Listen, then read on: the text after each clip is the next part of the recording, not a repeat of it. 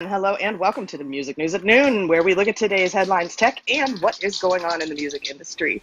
We're going to be starting the program here in just a moment. Keep in mind that you can invite your friends to join the show. And if you'd like topics, you can request to come to the stage and participate in the discussion. You can find them on our website, musicindustrycity.com. Head to the latest Music News at Noon post to see all the articles covered during the show and sign up for free, yes, free, to unlock full access to all the content for music business. You can also watch us live on the video stream right from the website or on the Music Industry City YouTube channel. All right, don't forget to visit the website, follow along with our headlines, register for free, and once again, our website is musicindustrycity.com. Welcome to the broadcast. We're going to be starting our countdown here in just a moment. I want to say hello to our UK correspondent, Angela. It's great to see you today.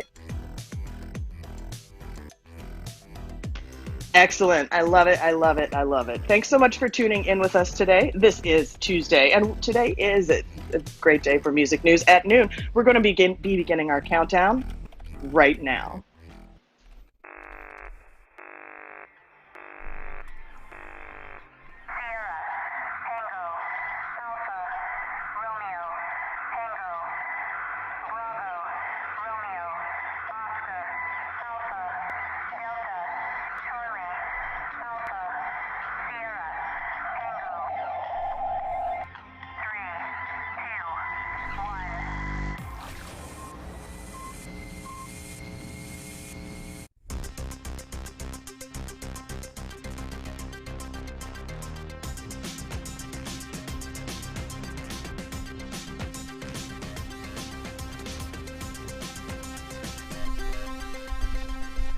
All right, from New York, it's the Music News at Noon on the Music Industry City Broadcast Network. I'm Peter Schwing, and in today's news, music companies offer office uploading. Jeez, what a stumble there. Music companies office opening updates. We have a bunch of them for you. DistroKid now valued at $1.3 billion. Iggy Azalea asks record labels to hire therapists. Viago and StubHub respond to CMA's proposals. Audius allows artists to share music directly to TikTok. And as always, our daily Spotify update. Those stories are coming up. But first, let's take a look at this day in music history with Eli Window. Eli. Thanks so much, Peter. Let's take a look at this day in music history. On August 17th, 1973, we lost former Temptations singer Paul Williams, who was found dead in his car after shooting himself. He owed $80,000 in taxes, and his celebrity boutique business had failed. On August 17th, 1987, we lost session drummer Gary Chester, who died of cancer. He had been a member of the Coasters and played on many major hits for other acts, including Brown Eyed Girl, Under the Boardwalk, Walk On By, and It's My Party in Memory. Moving on to birthdays today. August 17th, 1953, Kevin Rowland was born, singer for Dexy's Midnight Runners. Born on this day, 1958, Go-Go singer Belinda Carlisle. And born on this date, 1965, Steve Gorman, drummer with the Black Crowes. Born on this date, 1969, American songwriter, actor Donnie Wahlberg from New Kids on the Block. And born this date, 1969 also, Kevin Mercer from De La Soul. Happy birthday, everyone. Moving on to this day in music history. On August 17th, 1959, American jazz trumpeter Miles Davis released Kind of Blue, which is regarded by many critics as jazz's greatest record. Davis's masterpiece, and one of the best albums of all time. Everyone loves Kind of Blue. On August 17th, 1979, the New York Post reported that Anita Pallenberg, the wife of Keith Richards, was linked to a witches' coven in South Salem, New York, where Richards owned a home. A policeman claimed he was attacked by a flock of black-hooded, caped people, and a local youth claimed he had been invited by Pallenberg to take part in, quote, pot-smoking sex orgies. Locals also claimed they found ritualistic stakes and small animals that had been, quote, sacrificed near the house. And on this date, the Russian feminist punk rock protest group Pussy Riot were sentenced to 2 years imprisonment after they had staged a performance on the soles of Moscow's Cathedral of Christ the Savior in a protest directed at the Orthodox Church leaders' support for President Putin during his election campaign. Crazy day for Pussy Riot. And that's it for this day in music history. Back over to you, Peter. And I gotta say, Miles Davis, A Kind of Blue is probably, it's one of those albums that if you had choose 5 of them to be stranded on an island with for the rest of your life, that is probably my first album I'm going to pick. That one speaks to me I every time I listen to it. I agree. And just quickly, I want to share. I had a professor who said if you're going to own one jazz record, that should be it. So let's celebrate Kind of Blue today. Let's all listen. Right on. All right. And this is where we set the stage for a roundtable conversation. We bring you summaries and commentary on the latest headlines. If you'd like to offer your thoughts on one of today's topics, just request to join the stage. I'd also like to say hi to everyone that is tuning in. If you'd like to comment, you have questions, just throw them in the comments there. To stay up to date on this and other programming, you can sign up at musicindustrycity.com for more news, articles, and events. So let's get to it.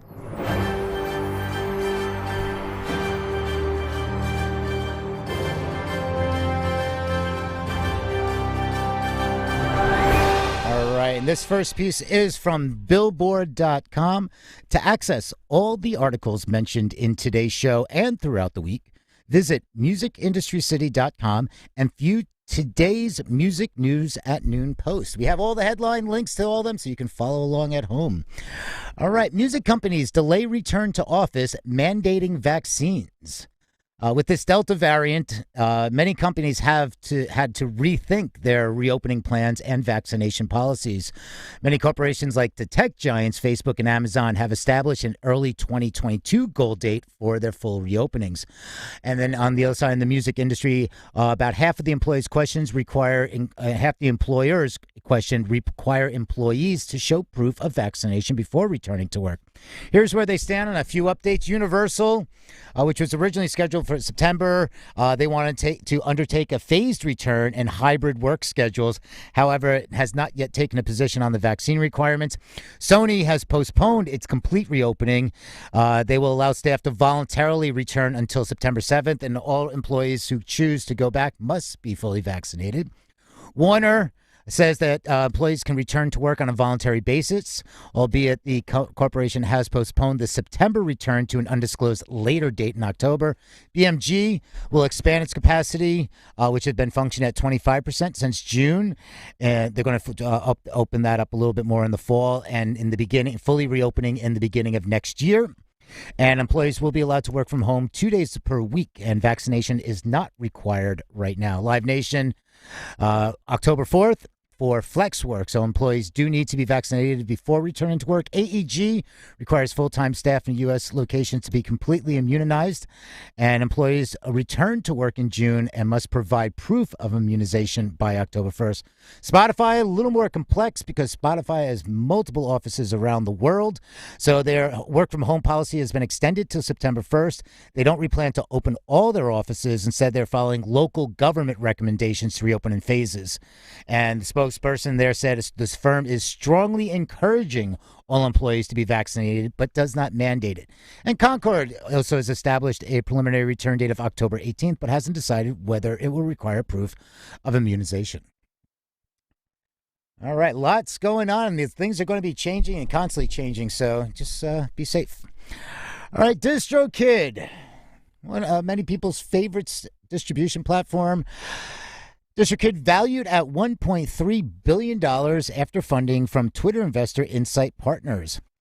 U.S.-based DIY distribution platform announced on August 16th that Insight Partners has invested in it, raising its valuation to $1.3 billion. DistroKid hasn't confirmed the size of the funding, but by way of example, DistroKid would hit a $1.3 billion valuation if 10% of it was sold for $130 million, or if 1% was sold for $13 million. The Boston-based Silversmith Capital Partners, which led DistroKid's first outside investment in 2018, will keep a meaningful ownership position and continue on the board. Spotify will also keep a minority stake in the distributor. The valuation puts DistroKid in the billion-dollar distribution club alongside companies like Believe, which is the owner of TuneCore, which has a $1.93 billion market cap. And also, just as a note, DistroKid has announced that over 2 million artists are currently using the platform. Way to go.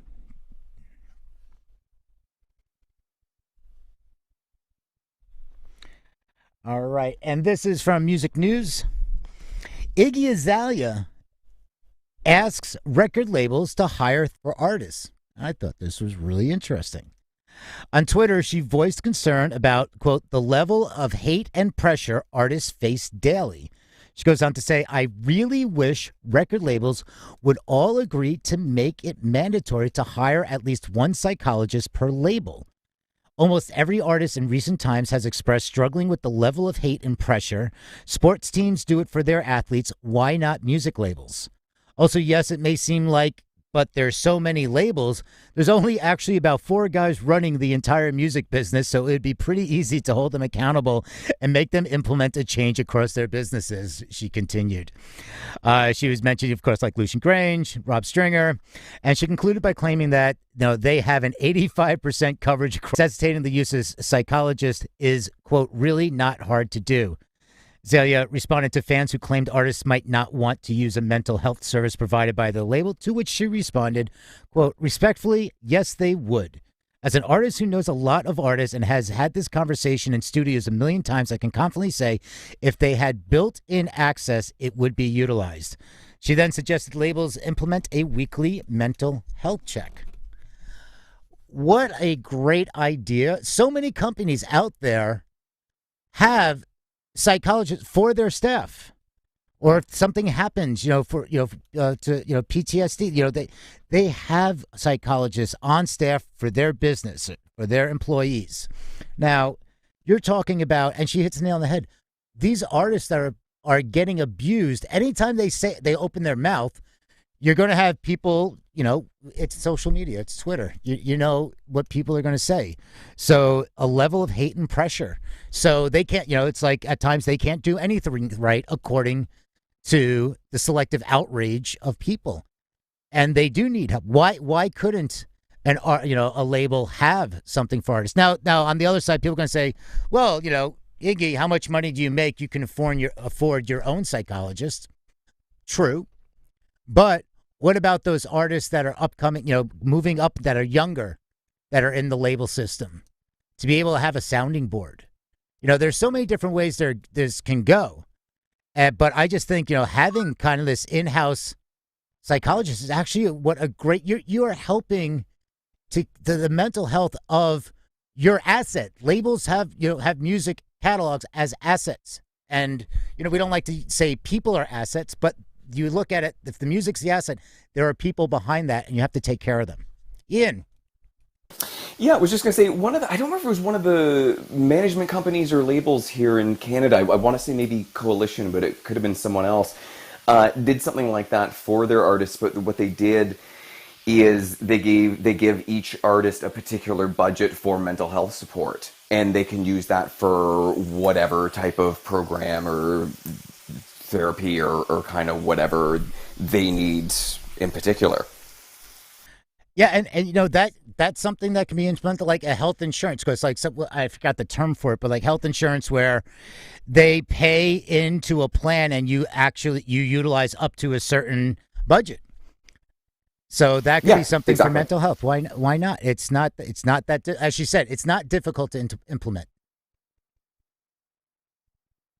And I want to point out too that we're discussing the mental health of artists who are signed to labels, but the mental health of artists who are not signed to labels. This is important for discussion also, and I want to share with everybody who's listening that if you find yourself or someone that you love and care about or are close to in need of some sort of help, keep in mind that there are services available for all of us at all levels. Please seek out some help. There are places like BetterHelp where you can have access to a therapist, a licensed therapist who is selected specifically for you, and that specialist can help you on your time. You can write to them in the middle of the night if you want to. They'll write back when they see your message at 7 o'clock when they get up to do their yoga or whatever. So keep in mind that there are resources out there. Please do seek help, and please do encourage anyone that you know who is struggling to seek help, because whether we are signed to a record label or not, artists are often under fire, and we do need some support. Please seek some support, and everybody, please do be well. Yeah, I also think managers could use a psychologist, because so many times an artist thinks their manager is their therapist. So I can speak from experience on that one. All right. So let's keep looking out for each other. All right. So let's go over to check in with Eli. Excellent. Let's check in with me. And don't forget to check in with your friends as well. Your friends can join the discussion the same way that you can by asking to join the conversation or by chiming in the chat. And keep in mind, too, that you can watch the video that we are on right now live from our website and access other content and articles, including our weekday 3-minute music news podcast. This keeps you up to date on items that may not be covered here in the Music News at Noon, such as new releases, tours, musical chairs, business, and tech news, all in 3 minutes or less. We'd like to thank you again for tuning in to Music News at Noon each and every Monday through Thursday at 12 Eastern. Music News at Noon from New York.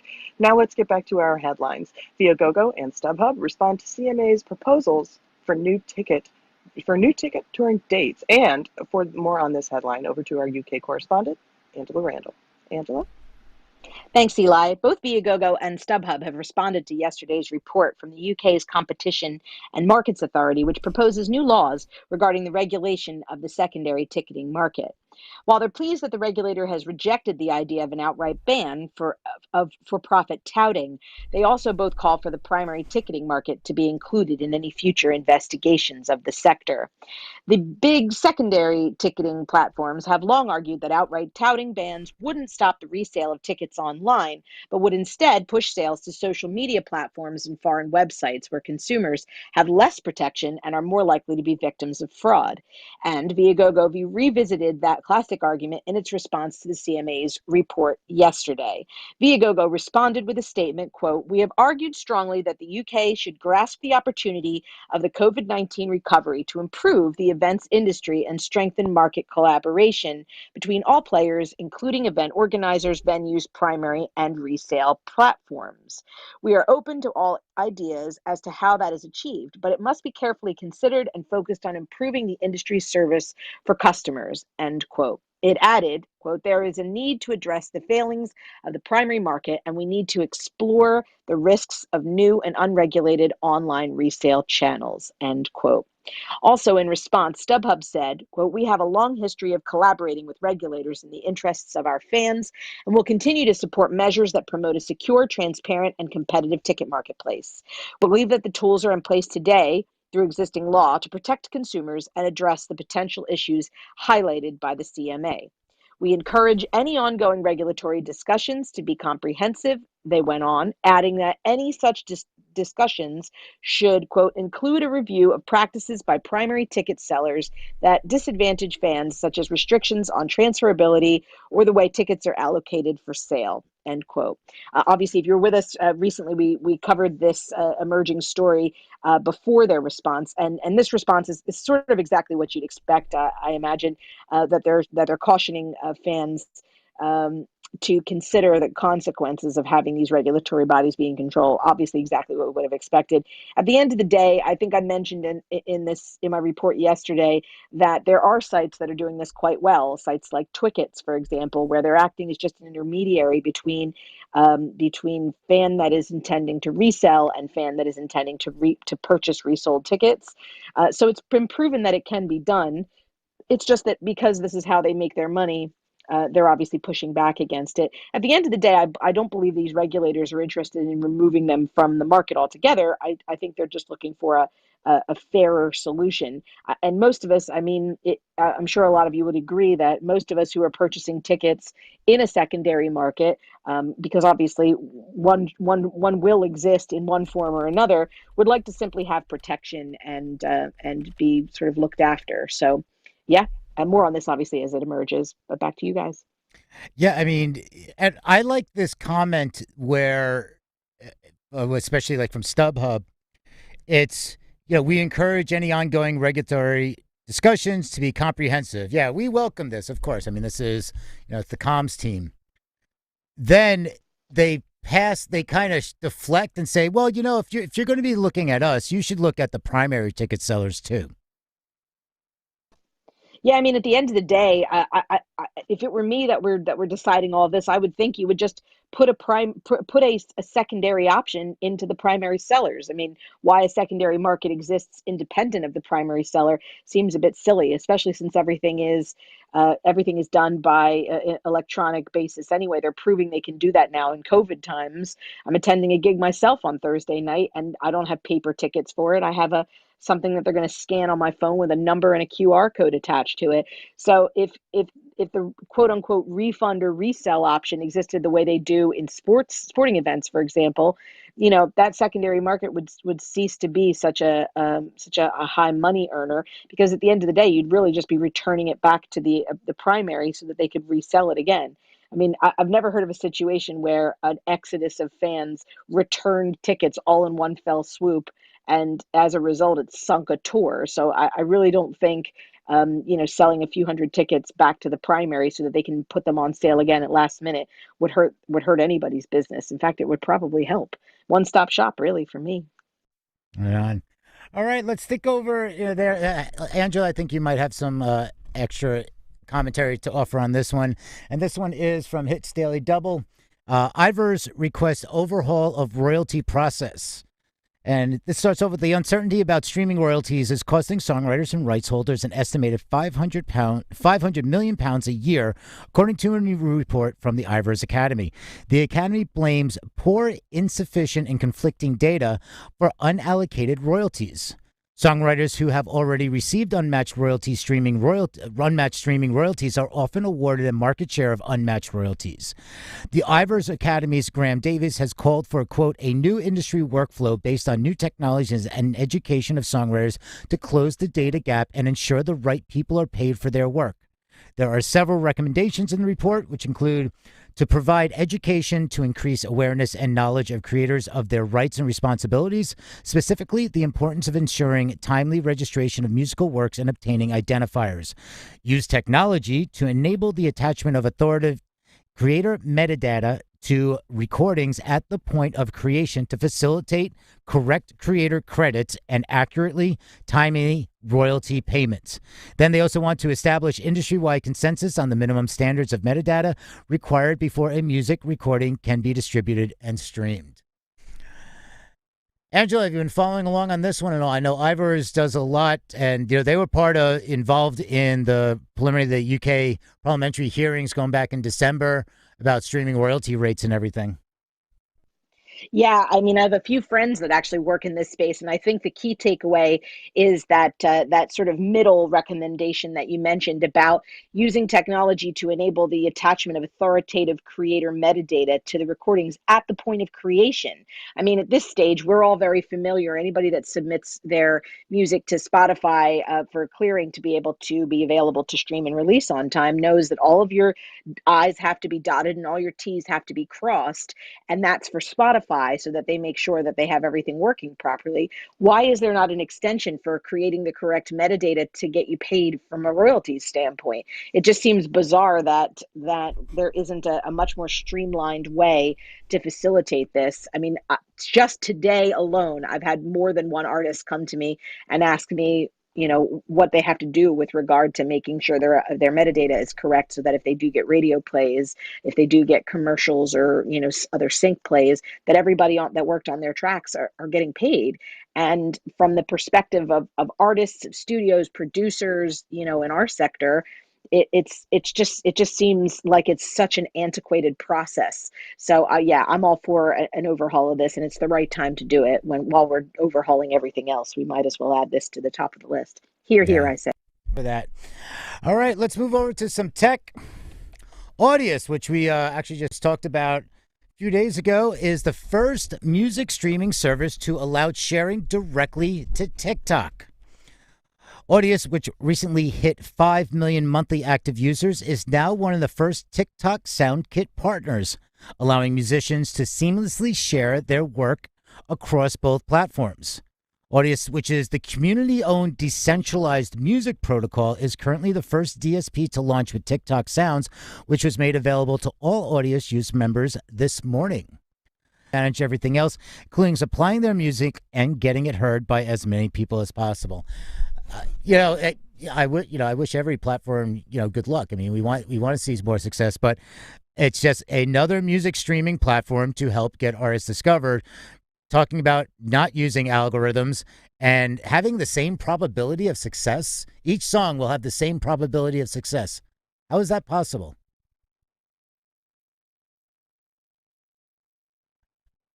I have to go check out the app for this one. All right, let's go more AI. Music streaming service uses AI to make up music on the spot on another music streaming platform. Here we go. Amy, which is AIMI, hopes to compete with Spotify and Apple Music by offering a $10 monthly AI-generated music subscription. The new Amy Plus will mix artist-submitted samples with AI music to create extended, seamless mixes based on a series of moods. CEO Edward Balassanian told CNET that the AI listens to examples of similar music and each app preset, quote, shapes the space that the AI will take the user through. He also said each mix will be unique and incorporate samples from over 100 artists and DJs. The artist is then paid each time a sample features in a stream, and currently the program is artist invite only, but the business hopes to make it public by the end of 2021. So is this like I'm listening to my playlist or the radio or something, and when we get to the end of the playlist, it starts or it just fills in with AI generated music based on the mood of my playlist? Oh, please don't. As the resident goth, I don't think I could make it to the end of the week if it if it just wrote all of its own stuff and played it based on my listening history. Right on. All right. And more AI. Well, since we're all about music discovery right now, this is from Louder. So the title of this one is "This Website Claims It Can Find Your New Favorite Band." All right. So if you want to see the articles, go to musicindustrycity.com, click on today's Music News at Noon link, and then you'll see links to all the articles. So Sage is a music recommendation website that says it can use artificial intelligence to discover your favorite new band. All you do is simply enter your favorite and, I love this part, your least favorite band, and Sage will generate a list of recommendations for you, complete with a match percentage and a link to listen. So according to the creator Sunny Sings, he says that they used publicly available data from over 200,000 bands to create a revolutionary approach for discovering new music. Bands that share members, have similar tempos, and are lyrically and conceptually linked tend to cluster together in the embedded space. This allows the user to create taste profiles that capture their preferences and correlate to a series of mathematical operations on embedded band representations. And that's paraphrasing. It's there's a lot more technical details, which you can check out links in the article. But yeah, I mean, Sage, check it out. And just because we are on this platform, just a little side note, this one is from Business Insider. Clubhouse reaches an undisclosed settlement with the owner of a sports networking site, which sued the audio app for trademark infringement. Are headlines just becoming the first sentence of articles now? Is that what we're doing? I mean, I've had people email me, like, the subject line is what they're asking to in the email, so... And that's because that's a long headline. Anyway, SBS Consulting Group sued Clubhouse over its trademark, The Clubhouse. Both firms' lawyers filed a combined notice in Arizona federal court announcing a settlement, and SBS Consulting said in a filing on Tuesday it has dismissed the complaint. In May, SBS Consulting sued Clubhouse's parent firm, Alpha Exploration Corporation, for trademark infringement. And their consulting lawyer of McDonald Hopkins said the settlement was amicable. The parties were not allowed to disclose the specifics. SBS Consulting's The Clubhouse website is a sports business networking platform. The startup claimed in May that the popular audio app Clubhouse had stolen its moniker. Interesting to wrap up is Christine Hite-Farley, a professor at American University Washington College of Law, told Insider at the time, quote, "It is interesting that Clubhouse, a company valued at $4 billion, has no registered trademark and appears not to even have applied for registration in the U.S." And that is pretty interesting that they haven't applied for any trademarks. I mean, Clubhouse is probably something hard to trademark. There might be they might have already looked in the test database and realized there's some other Clubhouses that are trademarked. So, with that being said, it is our favorite time of the segment. Big green dot hits the spot. The big green dot, it does hit the spot. It is time now for our Spotify spot, where we're going to take a look at the latest updates from the streaming service. But before we do that, we want to check in with your weather report. There are great things in your weather forecast right now. Skies are blue, and the dreams that you dare to dream really can come true. Over to you for the Spotify spot, Peter. Right on. All right. Thank you there. All right. Spotify adds anniversary option to promo cards. And this is from Adweek. Artists utilizing Spotify's promo cards can now add anniversaries to their designs. Artists can create a promo card for a track or album within 7 days, which is before or after the anniversary of its release. Assets can be created in English, French, German, Portuguese, or Spanish. Artists can use the new functions by searching for their anniversary on artist.spotify.com/promo cards. From there, you can choose anniversary under focus in the customize section. Select the ratio. You can have landscape or portrait and the color of the background. The generated card includes the track or album artwork, metadata, initial release date, and anniversary information. And they've also introduced 30 additional playlists to promo cards, bringing the total to nearly 100. And that is it for our reads. Let's open up the round table. I'm going to put 5 minutes on the clock. If anybody would like to offer up any comments, now is your chance to request to join the stage or throw some comments in the video chat. That's correct. And if you'd like to offer your thoughts on any of today's topics, you can feel free to request to join the stage or post something in the chat. And remember, you can find all of today's show headlines at musicindustrycity.com. Any comments for us here before we move into final thoughts? Angela, was there anything that stuck out for you today? I think I made my feelings known about my pleasure for hearing that the royalty process may get an overhaul. So I'm going to throw all of my good vibes and manifest that happening. So yeah, glad to have been reporting on that one for sure. Excellent. I love that. I love that. And as we wrap up, I want to thank you all for joining us for the Music News at Noon. We hope that you'll join us here each and every weekday at 12 p.m. Eastern. You can visit our website to stay up to date on current happenings in the music industry, join the community, and access other amazing resources at musicindustrycity.com. My name is Eli Window, and on behalf of our UK correspondent, Angela Randall, I want to thank each and every one of you for being part of our broadcast today. And now I want to ask Peter for any final thoughts on our headlines today. Peter? I just love the fact, people are stepping up, saying it's time to take care of musicians' health and wellness. Especially if you're involved and you're making money on them, off of their careers, working together, you got to take care of. And again, we don't like to say, the music is the asset, but the people creating that asset are just that. They are people. You have to take care of people. So let's all take care of each other. With that being said, I think this is it for today. We are going to be back here tomorrow. 11 a.m. kicks off the morning show, and that is for the casual vibes. And then at 12 p.m. Eastern is the Music News at Noon. Thank you, Angela. Thank you, Eli. And for everybody else tuning in the live chat, live video stream, we'll see you tomorrow. Make sure to register up at musicindustrycity.com. It's free. And have a great one, everybody. Take care. Cheerio.